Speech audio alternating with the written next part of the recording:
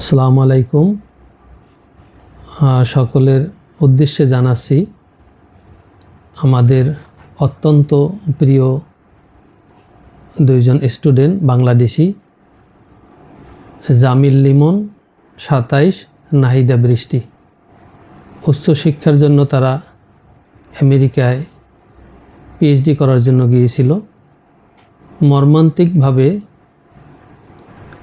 American নাগরিকদের হাতে তারা দুজনই মৃত্যুবরণ করে। আমি সকল প্রবাসীর উদ্দেশ্যে জানাচ্ছি, আপনারা যে যেখানে আছেন সবাই সচেতন থাকবেন এবং তাদের বিদাহী রুহের আত্মার মাগফিরাত কামনা করবেন। আর